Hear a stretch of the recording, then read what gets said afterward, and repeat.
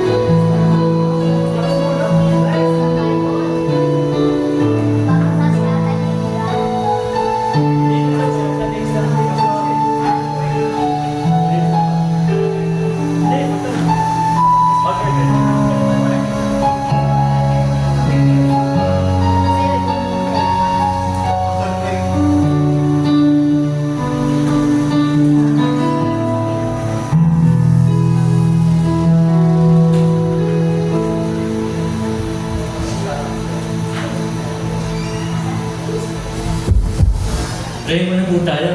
Diyan na. Let's bow our head and close our eyes. Wala na Espiritu, bini-welcome ka namin sa aming kalagitnaan. Patuloy niyo po siya sa atin ng aking puso, ang aming mga puso. Bigyan niyo po kami ng talino, discernment, maunawaan namin ang mensahe ngayong umaga. Sa Genesis chapter 6, verse 11 to 22. Ang banal na istorya ni Noah. Tulungan niyo po kami at yung iba naming mga kapatiran na wala pa, dalhin niyo po sila at pagutin niyo po sila, Panginoon. Be with us as we worship you and glorify you, Lord Jesus. In Jesus' mighty name, amen. Bago ko mag-share, may kakanta muna yung may special number. Sino na ba nakakilala sa kanya? Si Dora niya siguro. Kapatid ko siya, so. Pero way back 1979 pa niya tinanggap si Jesus. So, masalimutan ang family namin, pero patuloy ko siyang inaalala. Ang kakantahin niya, kinanta niya pa noong 1979. Good morning po sa inyo lahat. Sana magustuhan niyo kantay. Hindi kasi ako sanay kumanta ng Christian song kasi Catholic talaga po ako. Umakanta ako video, okay?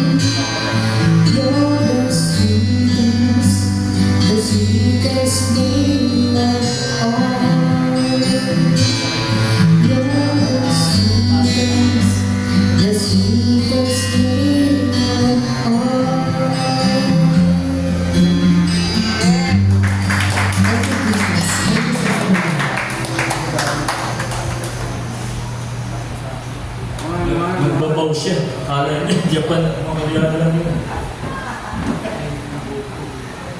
God is good. All the time. Totoo ba yan? Sa mga nangyayari sa paligid natin ngayon. Pero our best weapon is prayer.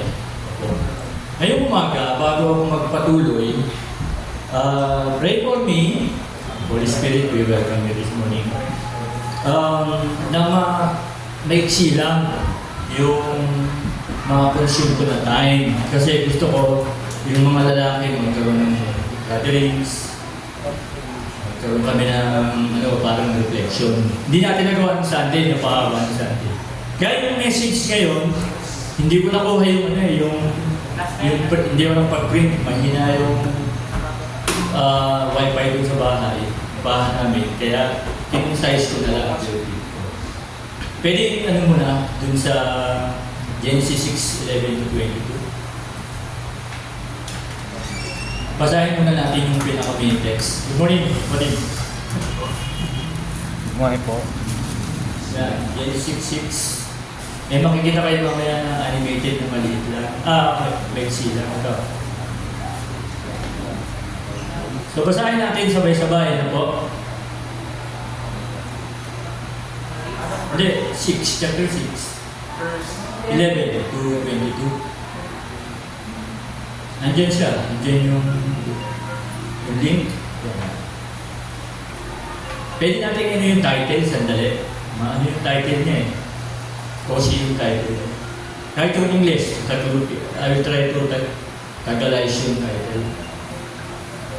May Tagalog ba yung title? Wala? O yung English na lang yan. So, letting go of the will, nagkatapos, may kasunod pa siya, may kasunod pa. So, finding faith when the water rise. Yung letting go of the will, medyo siya, no? Medyo Islam. Ang ibig sabihin nun, pag pinababaw niyo yung paliwanag nun, hayaan mo na ang Panginoong Hesus ang magmando ng buhay mo. Siya ang manguna sa lahat ng mga desisyon mo. Proverbs 3, chapter 5 and 6. No? Remember that? Yung pa nakaka-memorize na. Yung 5 and 6, ano? Pagkatapos, si Jesus ang manibela. Hindi ikaw ang manibela ng ating buhay. Yan yun. And then, finding faith when the water rise. Kasi ang pag-uusapan natin ngayon yung panahon ni Noah. Sino pa ba sa inyo dito nakakakita ng rainbow? Sa Tagalog yun. Alam mo ba sa Tagalog yun? Baghari. Sino pa nakakakita? Ayun, maraming nagtaas. Kayo doon sa mga yung mga pag-uuna. Dito, sige, wala. Minsan meron eh. Nakakita mo, pag tumingin kayo sa bandang, usually sa east yan, sa east. Sa east pala, So pag nakita niyo yung baghari na yun, yung sinabi sa Genesis chapter 9, I think verse 17, na palatandaan nyo na hindi na muling gugunawin ng Panginoon, ng Diyos ang earth. Papatayin ang lahat ng tao sa pamamagitan ng baha. Yun, iikot doon ang message natin. Basahin po natin, please, sabay-sabay, yung ating text.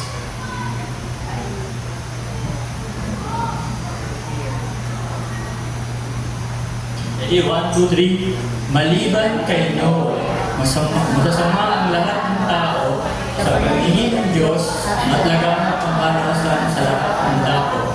Ito ang palagayan ng nakita ng Diyos sa buong daigdig, namumuhay sa kasamaan ang lahat ng tao. 13. Sinabi ng Diyos kay Noah, napagpasya ko na libuli ang lahat ng tao sa daigdig. Umabot na sa sukdulan ang kanilang kasamaan, gunawin ko sila kasama ng daigdig. Verse 14, kaya gumawa ka ng isang malaking bato na yari sa kahoy na sipres. Lagyan mo ito ng mga silid at pahiran mo ng alpitran ang loob at labas nito. Verse 15, ang batong gagawin mo ay 135 metro ang haba, 22 metro ang luwang at 13.5 meter ang taas. Bububungan mo ito at lagyan ng kalahating metrong pagitan mula sa bubong hanggang sa tagiliran. gawin mo 3 palapag ang barko at lagyan mo ng pintuan sa tagiliran. Verse 17, palulubugin ko sa tubig ang buong daigdig at malilipol ang lahat ng may buhay sa balat ng lupa. Tuloy po tayo. Verse 18, ngunit ako'y gagawa ng kasunduan natin. Isama mo ang iyong asawa at mga anak na lalaki, pati mga asawa nila at pumasok kayo sa barko. 19, magsakay ka ng isang lalaki at isang babae na bawat uri ng hayop at ibon upang magpatuloy ang lahi nila. Magsakay ka rin ng tigi-isang pares sa bawat uri ng ibon at hayop at mga gumagapang sa lupa upang magpatuloy rin ang lahi ng mga ito. 21, maglaan ka ng lahat ng uri ng pagkain para sa inyo at sa kanila. Huli po, 22, at ginawa nga ni Noe ang lahat ng inuutos sa kanya ng Diyos. May God bless His holy word. Patuloy po tayo. So dyan po iikot yung ating pag-aaralan ngayong umaga. Tapos nakita nyo kanina yung title, ano po? Bago tayo magpatuloy sa pag-aaral, meron tayong mapapanood na animated. Ginawa yan ng mga Christian anime para mas lalo natin maunawaan ang mensahe. Ano po? Pwede yung pakiulit na.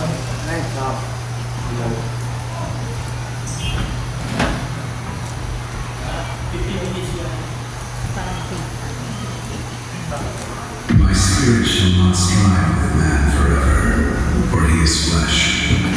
His days shall be 120 years. I will wipe mankind whom I have created from the face of the earth, men and animals, creatures that move along the ground and birds of the air. For I am grieved that I have made them.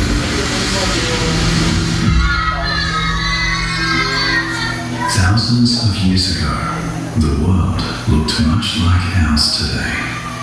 People worked, celebrated, and built great cities. But beneath the surface, violence, corruption, and evil filled every heart.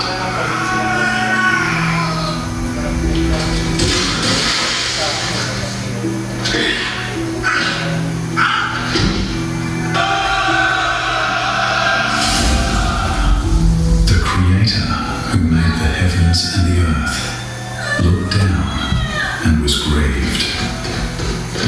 And yet, in the midst of this darkness, one man walked faithfully with God. And this is the story of Noah.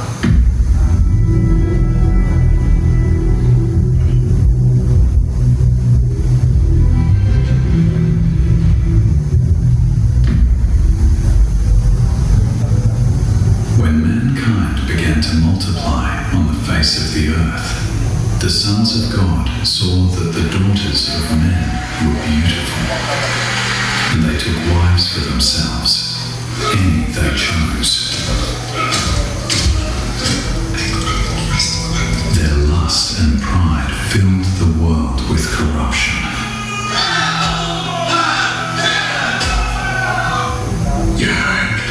My son will crush kingdoms. Ha ha ha! Who can stand against us? And the Lord said, My spirit shall not strive with man forever, for he is flesh. His days shall be 120 years. I will wipe mankind whom I have created from the face of the earth, men and animals, creatures that move along the ground and birds of the air. For I am grieved that I have made them. Noah was a righteous man, blameless among the people of his time, and he walked with God. Noah had 3 sons, Shem, Ham, and Japheth. Noah's sons had wives. Now the earth was corrupt in God's sight and was full of violence. On one faithful day, Noah went on the mountain to pray.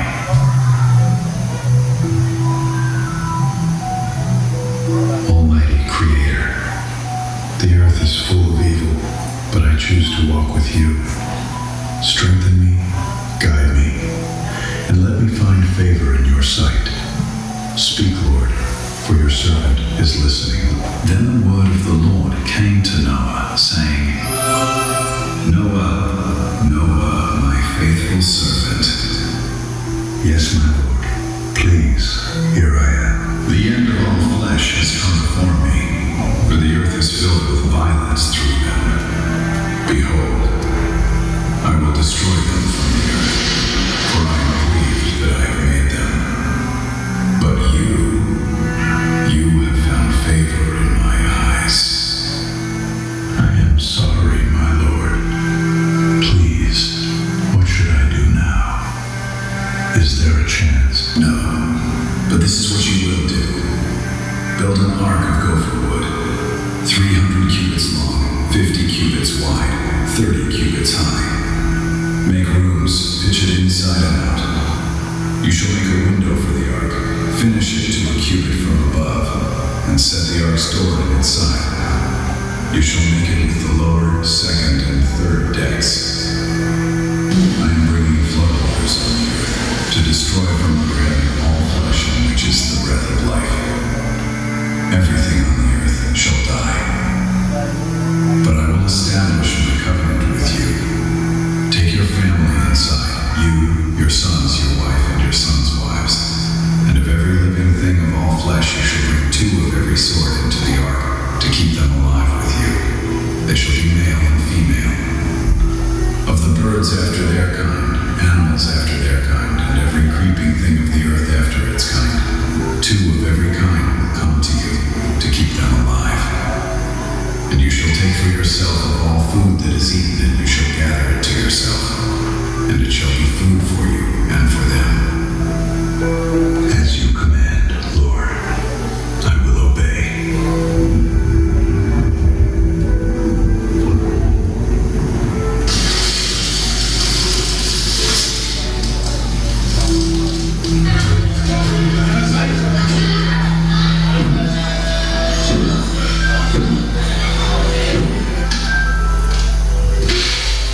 So Noah and his family began the building of the ark. According to the direction of the Lord, they put up the structure of the ark. Noah obeyed all instructions, from measurements to materials. As they made, people came Load on dust? for You are joking, what next? Let's go into the ark is female. Giants. And I will destroy. Son.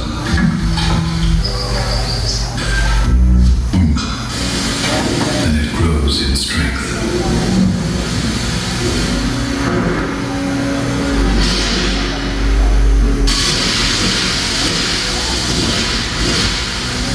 The fountains of the deep burst open.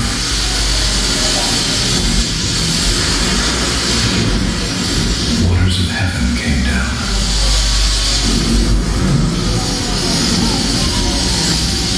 Rivers overflow. Panic erupts as the people came to the ark and cried out for a chance. Noah, let us in. Open the door. We believe you now. Save us.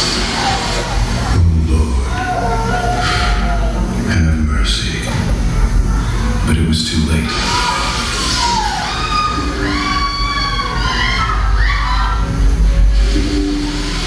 The sound of rushing waters grows. The ark lifts.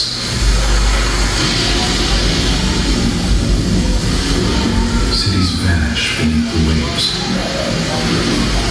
Mountains disappear.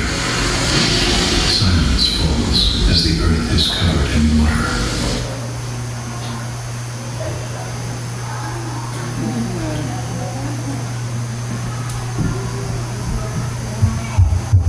No. Hindi natin tatapusin yun, baka putin tayo na una. Pero alam niyo na, ano? Alam na.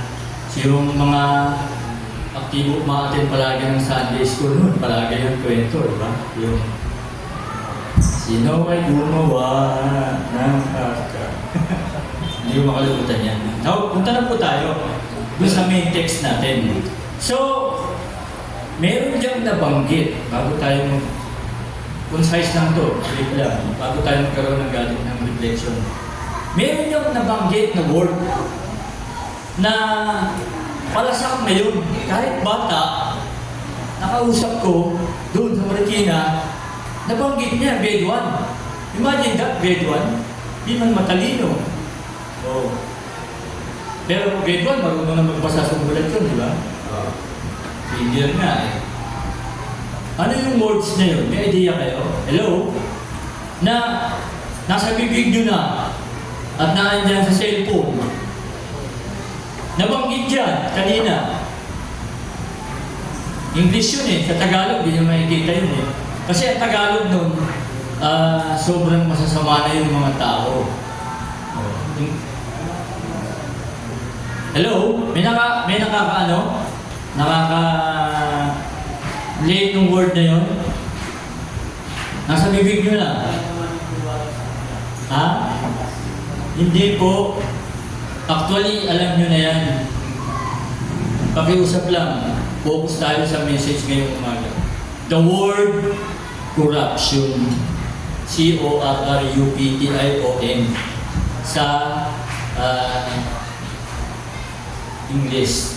Pero pag binasa nyo sa Tagalog yung corruption, ginamit ng English dun sa Bible, dun sa text na yun, corruption. Pero pag tinagalog, sobrang sama na ng mga tao. Hindi lang sinabing masama, eh, di ba? Sobra. Kaya ang God, hindi na matingnan. Kasi holy siya, di ba? Oh. So, marirelate yan sa sitwasyon natin ngayon. Ang pagkakaiba lang ng panahon ni Noah, ilan sila na pumasok sa arka? Hindi nakakaalam? 8? Asawa, si Noah. Ilan yung anak niya? Si Ham. Japet, si Japet. Ilan na yun? Ha? 5. So, iba-iba. Magbasa kayo ng Bible, sa inyo dyan, mamaya, di pa rin parehas. Tao, hindi hayop. 8. O, may 8, may 8. Sige, sa amin niyan. Tuloy na tayo, no? So, kaya nilipol ang tao ay sa sobrang kasamaan. Yan ngayon, ang pag-aaralan natin ngayon, huwag niyong i-sapwera yung sarili niyo. Dito, masama lang naman yung mga naka-barong eh, tsaka naka-aircon. Sila ang masama dahil baka makapunti tayo ng maleta, di ba? Pero kasama tayo dun. Sabi nga, pag meron kang alam na mabuti na dapat mong gawin at hindi mo ginawa, I think sa Corinthians yun ay nagkakasala rin tayo. Kasahan natin po. Number 1, the problem of corruption. Now, ang problema ng corruption ay hindi ko ito isa-isa yung text. Papaliwanag ko sa kayo sa inyo ng concise yan. Alam nyo, ang problema ng corruption, panahon pa yan ni General Emilio Aguinaldo eh. Panahon pa ni Noah. Kasi wala na silang takot sa Diyos, yung totoo.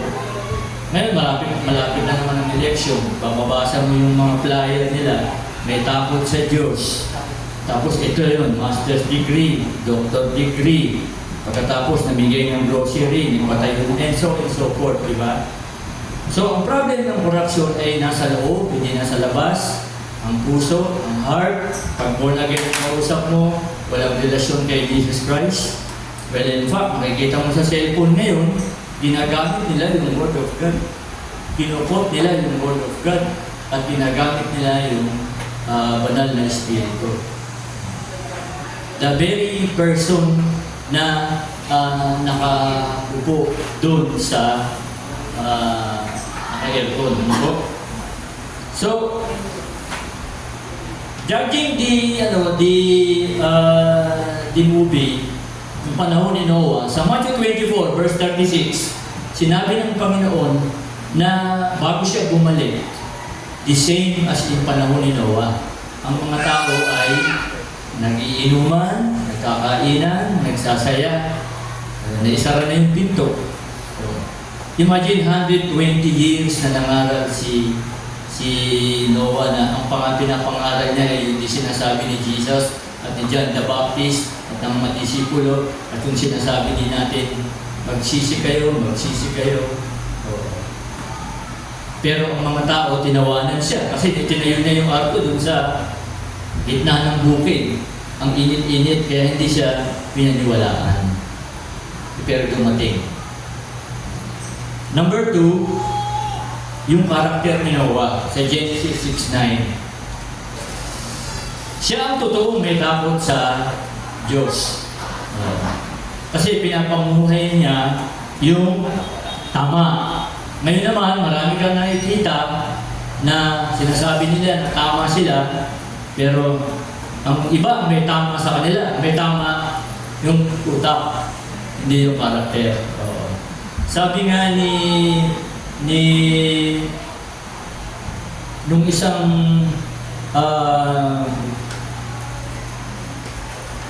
I forgot the name of that reverend. Sabi niya, American yun eh.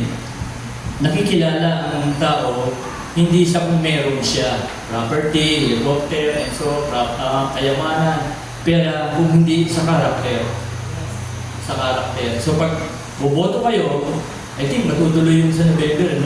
Kung matuloy ang election ng barangay, huwag yung dami ng mga, sa akin lang ito huwag yung dami. Ito na yung application nung pinag-aaralan natin ngayong umaga. Kasi yung boto nyo sa, alam niyo naman, di ba, barangay election, paano ka boboto? Siyempre, titingnan mo, una, kung may inabot. Pangalawa, kung ano nagawa sa barangay. Yung mga past accomplishment na napakaraming mga player. Di ba? Pero, hindi mo talaga siya maaarap eh. Kung sino ang talagang dapat i-boto. Kasi tayo mga Pilipino, ano tayo eh, pag dumarating na yung ganyan, lalo na yung election, tapos pag naiboto na natin at saka tayo magsisisi. Pero ngayon, pwede natin gamitin yung ugali ni Noah na totally sa verse 22, talagang sinunod niya yung sinasabi ng Panginoon. And then number 3, yung blueprint ng ark, hindi natin yung tatalakayin, mahaba yun, yung promise ng covenant, yung baghari. So pinakita yan ng Panginoon kay Noah, isang parang katibayan ba na Noah, tutuparin ko yung pangako ko. And then yung preservation ng creation. Iniligtas sila, di ba? At saka yung mga hayop. Kung sila daw walang sumakay doon, ang luwag-luwag doon. Imagine lahat ng klase ng pagkain, sinama ng Panginoon, di ba? At yung pinakahuli, yung dito sa introduction, yung obedience ni Noah sa Genesis chapter 6, verse 22. Pag-uwi niyo, basahin mo uli yan. Kasi magagamit niyo yan sa November, yung mga reflection dyan. And then, as a church, si Noah ay nag-iisa. So, para din church si Noah, para din fellowship. Kasi, dala-dala niya yung pamilya niya, di ba? So, ano yun, hindi term, siyempre yung una, hindi term ng Bible study. Nagpe-pray sila. Nagbabasa sila ng Torah. Alam niyo yung Torah, di ba? Yung scroll. Nagbabasa sila ng Word of God. Nagpe-pray sila. Nag-aawitan sila. Ngayon, yung lesson na ito sa ngayon, as a church, tayo, anong magagawa natin? Sabi nga ng kaibigan ko sa Marikina, ano magagawa natin dyan? Lang tayong pera. Hindi naman tayo driver nung senador, congressman. Hindi naman tayo sa bahay nila para sabihin, Senador, ibigay nyo na yung isang ganyan, ganito. Wala. Di ba? Pero meron. As a church, pwede tayong mag-pray. Pwede tayong mag-pray. Ang tanong, isang mga reflection na tanong dyan, may pag-asa pa ba ang Pilipinas? Meron. May pag-asa pa. Kasi meron pang mga Kristiyano na katulad nyo na nagpe-pray, na nagpupuri sa Panginoon. Yan. Sometimes God removes our control over the situation to teach us to trust in Him. So, ang ibig sabihin nito, meron tayong may kanya-kanyang mga problema, meron tayong may kanya-kanyang mga antas ng mga gawain na sinusubukan natin na kaya ko naikot yung in all your ways acknowledge Him and He shall direct their path. Yung Proverbs 3, di ba, kung minsan, ibibigay lang natin yung manibela, Lord, hindi ko na kaya. Hindi ko na kaya, Lord.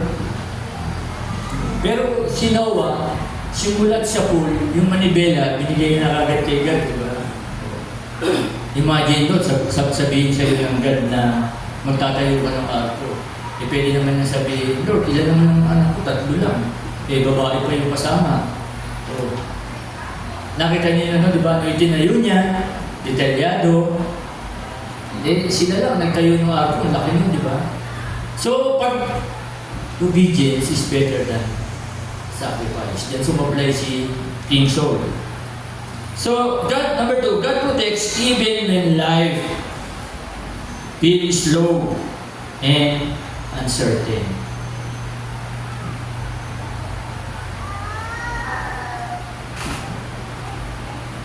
Siyempre, alam ko tayo, yung nangyari kina sa isa nating kapatiran, di ba?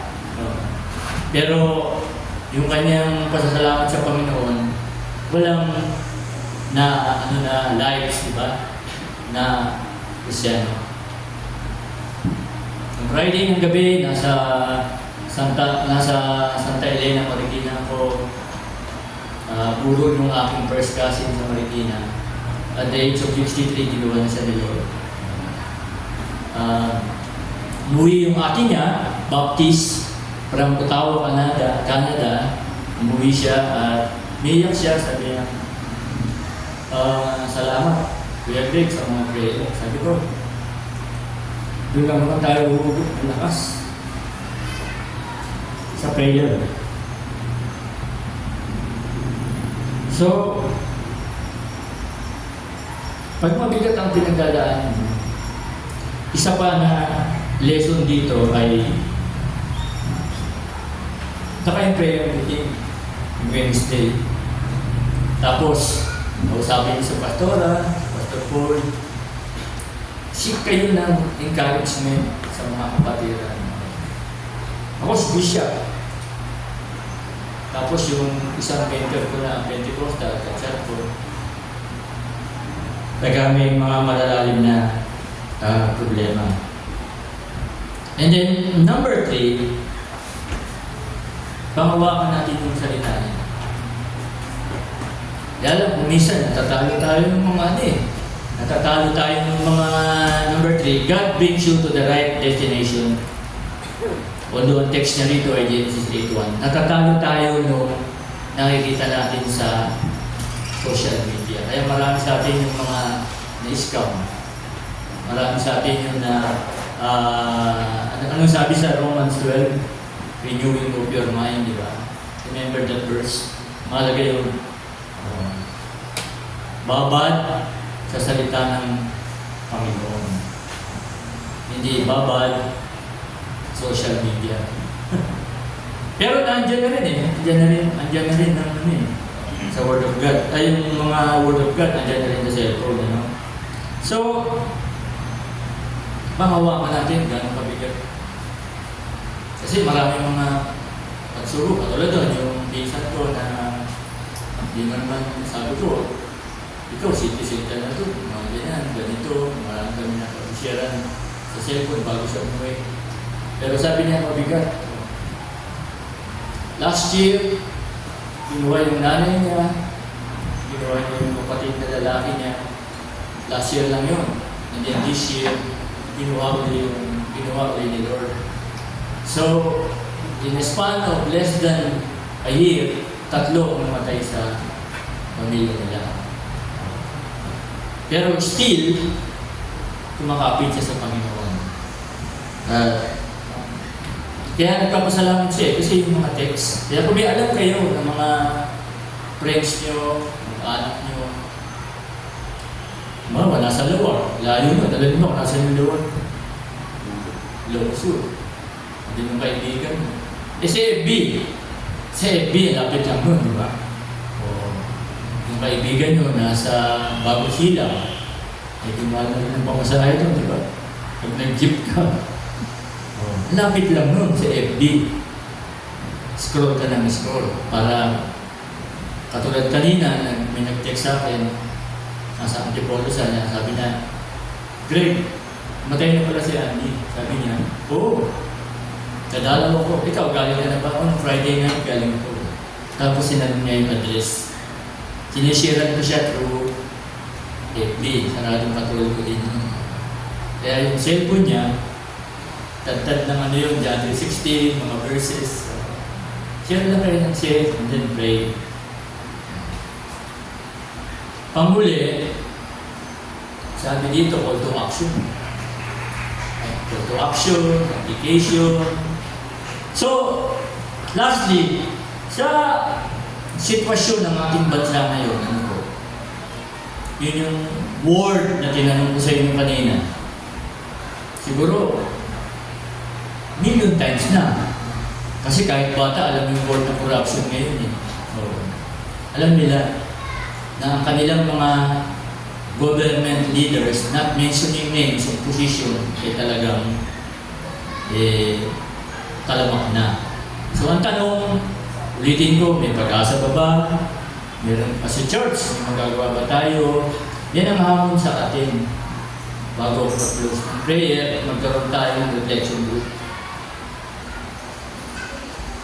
Yan ang hamon sa atin na meron naman tayong kanya-kanya mga problema, financial, pagkain, trabaho, sasakyan, and so forth, ng mga iba-ibang mga problema, relationship, meron tayong magagawa. Kasi meron tayong prayer meeting, corporate prayer, and then meron din tayong, sino dito, ito napakahalaga nito, sino dito may quiet time at devotion time? Taas ang kamay, please. Bakit iilan lang? Yan ang magsusustain sa inyo, sa atin. Kaya tayo ang makapag-fellowship pa dito because ang prayer ang buhay ng church. Sabi nga ng isang pastor sa Marikina noon di ba alin mo lang ng Sunday service? Bakit? Basta may prayer meeting. Oo. Kasi ang sabi ni Jesus, nung pumunta siya sa templo, at ano yung nakita niya? Yung mga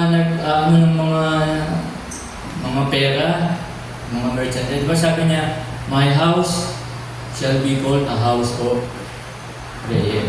Natural, pag nag-gather tayo, actually prayer is a worship. Living like Jesus, nasa office ka, is a worship. Hindi lang sa church. Hindi lang every Sunday ang worship. Our life should be everyday worship.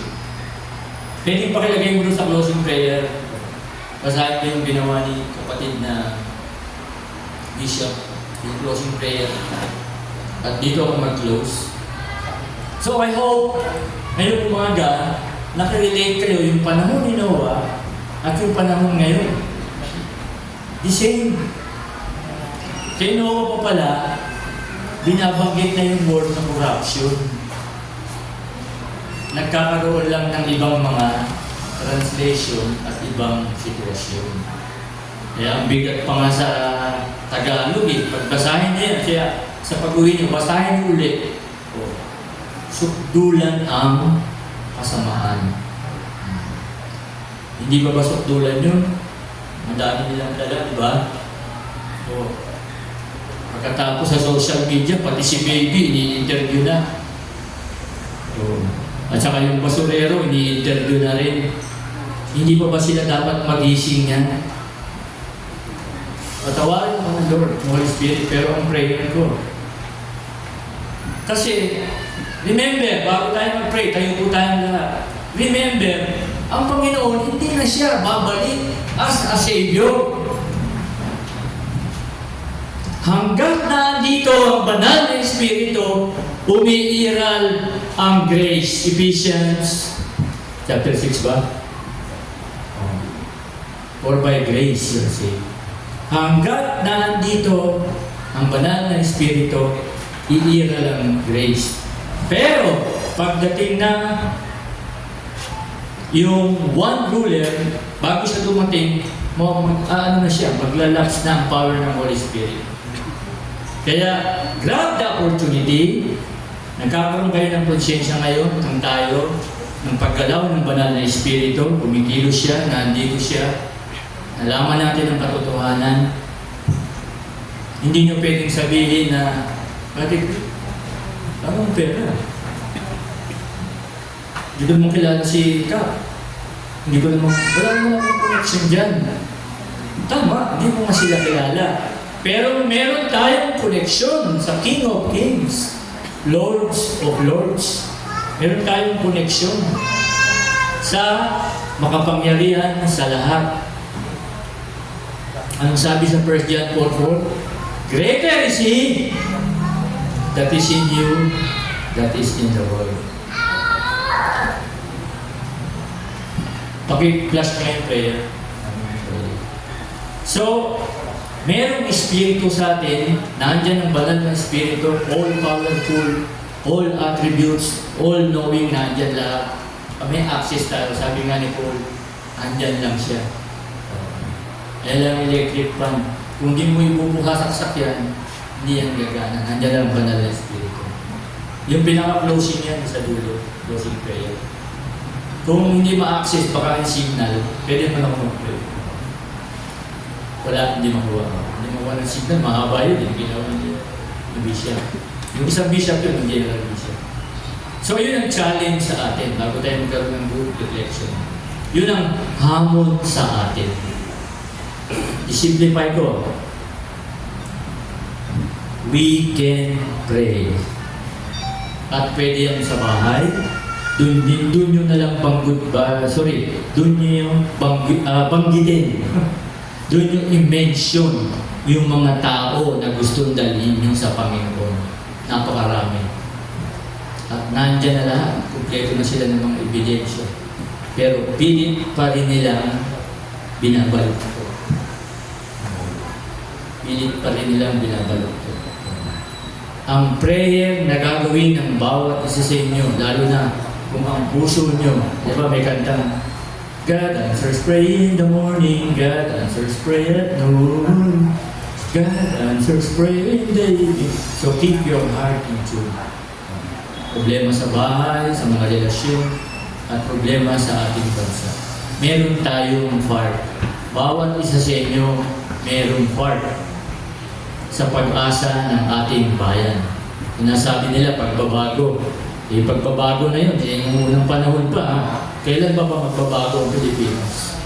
So, ipaglaban natin ang ating bansa sa prayer. Let's pray. Lord, salamat sa mensahe ng iyong mga salita. Panahon pa rin, Noah, yung word na corruption ay masyado ng talamak. At ngayon, nagigising na ang aming mga kababayan, nagigising na kami, Panginoon. Wala pa kaming magagawa, Lord. Ordinary lang kaming follower mo. Pero sinasabi na yung salita, meron. Dahil si David ay ordinary lang pastor. Si Saul ay ordinary lang mga tao, ng mga tinawag mo, ang mga ginamit mo sa Bible. Even Peter was a fisherman. Kaya, ito kami, Lord, naabi lang ng aming sarili. At alam namin, Panginoon, na makapangyarihan ng prayer. Although it will take time. Kaya maraming mga tao sinasabi, wala nang pag-asa na. Pag-asa. Yung iba sabi, pag-asa lang, gera na. Pero mahirap yun. Kaya ang prayer natin, ceasefire muna. Lord, kailangan ka namin, bigyan niyo po kami ng ningas at bigyan niyo po ng kapangyarihan, banal na Espiritu, ang mga napag-aralan namin umaga. Tulungan mo po kami na mai-apply namin ito. Una sa aming church, sa aming pamilya, sa aming mga kaibigan, at yung cellphone na hawak namin, magagamit namin ito. Hindi lang puro text na walang kabuluhan. In your mighty name, Lord Jesus, patuloy ka namin tinataas, Panginoong Jesus. Ikaw po ang hari ng aming buhay, hari ng mga hari, Lord of Lords. May pag-asa ang Pilipinas. Ikaw po ang Diyos. Ikaw po ang Lord ng Pilipinas. Tulungan niyo po ang aming bansa, Lord. Parusahan niyo po yung mga dapat parusahan na kahit yung mga nakasuot ng robe, Panginoon, ay tinalikuran na yung kanilang mga sinumpaan, Panginoon. Talamak ang perjury, talamak ang bayaran, Panginoon. Pero idudulog namin ito sa iyo, Panginoon, lalo na ngayong umaga. Ipipray namin sa iyo, Panginoon. Dadalahin namin sa iyo dahil may pag-asa pa at ang aming bansa at nakahanda kami, Lord. Bawat sa amin magpagamit sa iyo through prayer and reading your Word of God at application nito sa lahat ng aspeto ng aming buhay. In Jesus' name, Amen, Amen, Amen. Meron pa tayong remaining na 15 o 20 minutes. Pwede natin gamitin sa 6-pack o pwede natin gamitin sa group. Yung mga lalaki pwede dito. So yun ang focus ng prayer natin. Yung sitwasyon ng ating bansa. Pwede nyo isama yung mga family.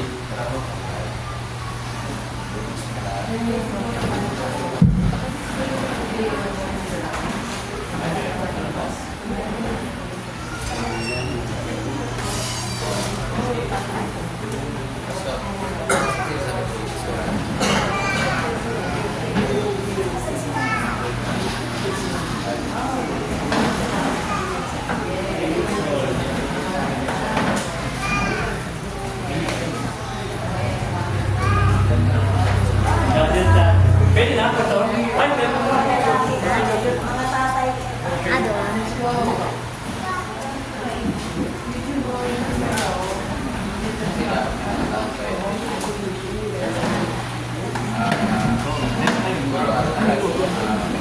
Bagay na nakatapos sa isip. Or baka may pension.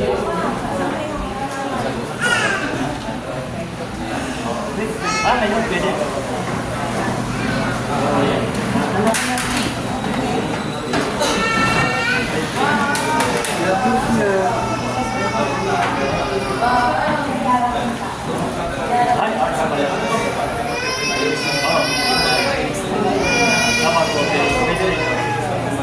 Ayo, para meron tayo.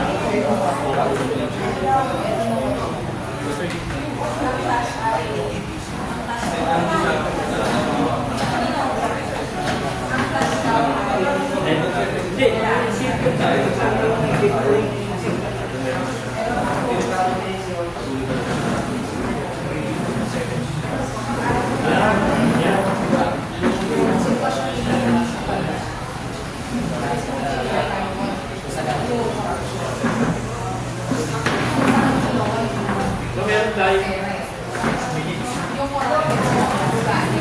6 minutes times 60. Kaya 60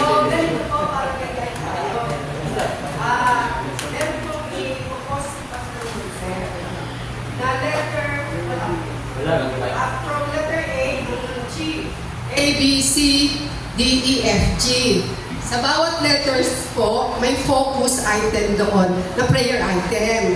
So, nandiyan po siya. Ano yung A? Ito po yung mga artista, yung mga sa entertainment po. Ipag-pray natin sila, kumbaga mag-assign po, pwede yun, no?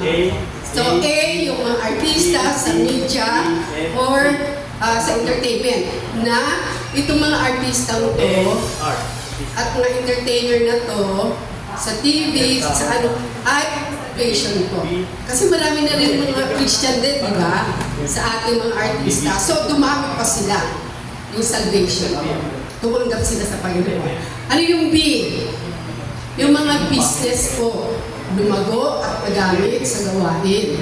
Mga businessman, mga businessmen na magkaroon sila ng integrity. No po, maging honest sa kanilang negosyo. Yan, no? Para, ibig sabihin, pwedeng mag-assign kayo Yan. Letter C, church. Lahat ng churches dito sa ating bansa, kahit sa buong mundo, no? Mga Christian churches, magkaisa sa panalangin patungkol sa mga problema sa church, sa mga ministers, sa mga pastors, reverends, mga workers po. Yan. So, pag-pray po natin, bakit dito sa atin? No? Si CFI, Luzon, Visayas, Mindanao. So, A, alam na natin, mga artista, magkaroon ng salvation. B, yung mga negosyante, magkaroon ng maging honest at magkaroon ng integrity sa kanilang mga negosyo. C, church. D, pero na dyan, pastor. D, distribution and social media. Yun yung binabanggit ni Pastor Greg kanina, na sa social media, ayan, ay gamitin. Gamitin yung social media sa word ni God. Yan yun. Okay? So, ayan, A, B, C, D. Next po, education. Malapit po mag-eskwela. Magkaroon po ng magandang pamamahala sa edukasyon. Mga teachers, pag-pray po natin yan. Mga bata, lalo tigit yun ang nasiwa sa ating bansa, sa edukasyon. Kung sino ba yung namumuno. Okay? Yung F, families. Bawat pamilya po. Sa Pilipinas, sa lahat. No? Kayo po, pamilya natin. So, ipag-pray po natin yan. Next, yung government na, yung gobyerno natin. So, assign na lang yung mga Kim, pwede ka mag-assign, Pastor Jones, Pastor RR, pwede po mag-assign. Kung ano po nasa kalooban nyo, ipag-pray po natin yun para sabay-sabay. And the rest, okay, sa bawat letra po, isa ang mag-pray, mag-aamin yung the rest, yung members, okay, makikinig. Pagtapos, yung letter B, ganun din. Kumaga lahat po, ipag-pray, makikinig, mag-aamin. Tapos next naman, so, naka-post lang po dyan. Naintindihan po? Opo. Okay, sige po para may focus lang. Kung ano po nasa kalooban nyo, sabihin po natin yan. Palalapin po sa okay, so maraming salamat po. Sige po.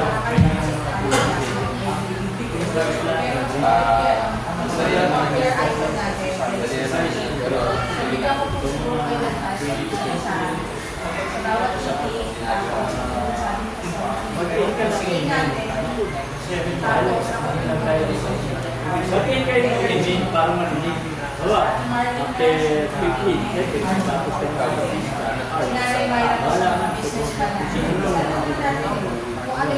email. Tapos ikaw, B, business, trading ka. Saan mo yung email? Email.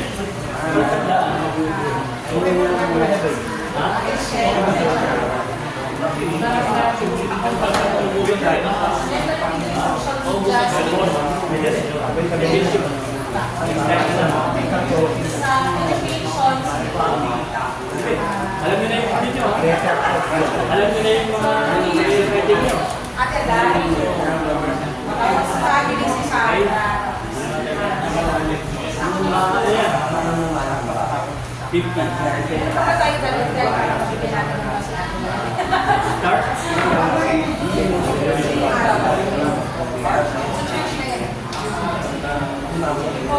sabay-sabay pa.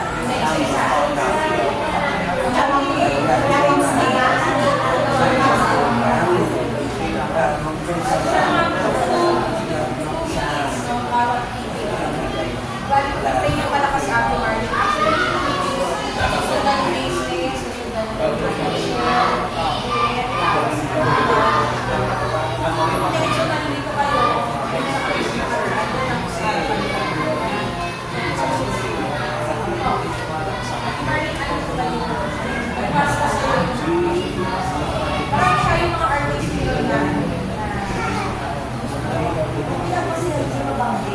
oo, okay na, in general. Kasi bakit ko lang yung kasi ako sila madala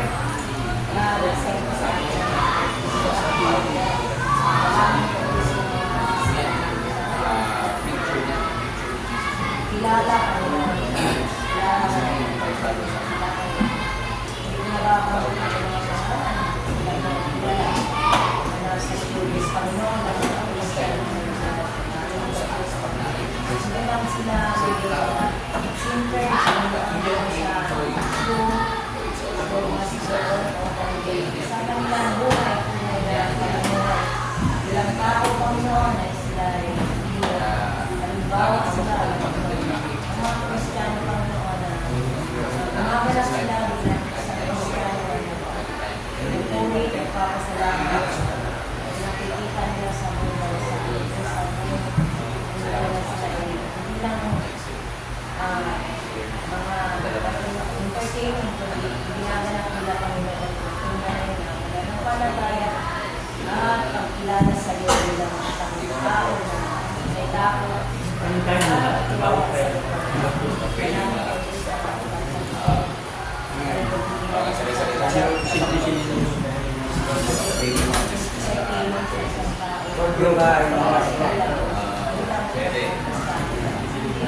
doon Panginoon pagkilala sa iyo. Ganapin nila Panginoon bagay na nakakasukot sa iyo. Sila ng isang halimbawa, kilala ka sa kanilang buhay. Ganapin Panginoon yung mga kukusunod. Maraming salamat sa ano mga lingkod sa iyo Panginoon. Ganapin nila ang patuloy na pagkisiwala ng Panginoon ng salita. Bahay ng mga tao, tungo sa paglalagay, sa paglalala, at papasakot sa iyo. Sa nagpapagawalan, dapat ang malaki sakot sa iyo. Maraming salamat. Isang maraming salamat. Lord, maraming salamat.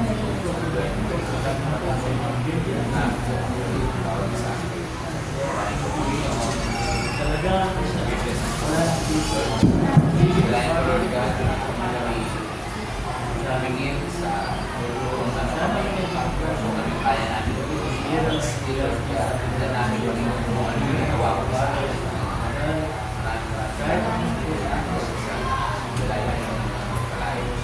Salamat sa bawat amin. Lagi na namin isip, Lord God. Lagi kami pakiwala sa iyo. Lagi kami taas sa iyo. Lalo namin tulad ng Noah's Ark na kami nasa iyo, kami ay safe. And nalain na kami pagkakot sa amin understand ito hindi namin sa iba sa iba naging sa amin. Salamat po.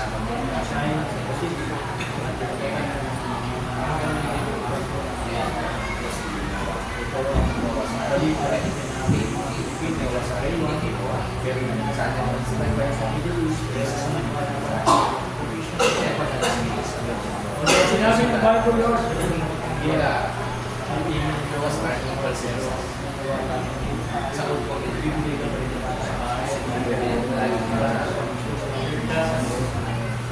kaya hindi ka sa literal sa yung Jesus na paniniwala Isang na praise us.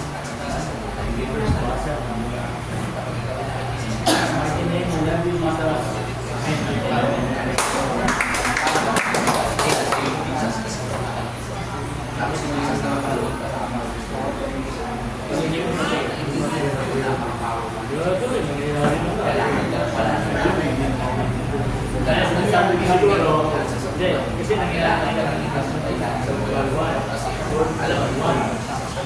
niya ang World War II. Start yan. Noon na lang ito.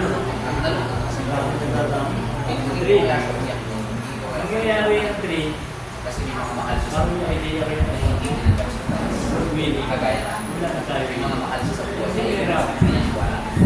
Yan, I-discuss na may yun. point ka. Pero point ko lang Yan na sa tsura. Sinabi nila ako, kasi lahat kukunin niya yung mga ano yung kukunin ka si hindi mo mabuti. hindi ka na Naku, wala na ako eh. Sabi na ako nito. Yung pinaniwala po. yung Isa lang niya, yung pala sa dagdag bigat. hihintay sa kanya. Sige, hintay ka ba sa kanya? Hindi kailangan tayo mag-aral sa Bible. Hindi kailangan tayo paano niya the personal. sasaboy kung sino yung nabili ka? Sila ng Di ba? Kasi iiwan ka. At may pakikiyak na akasya. na nakaalala sa sinasabi ng Panginoon. Rapture eh. Sila na mismo lalaki.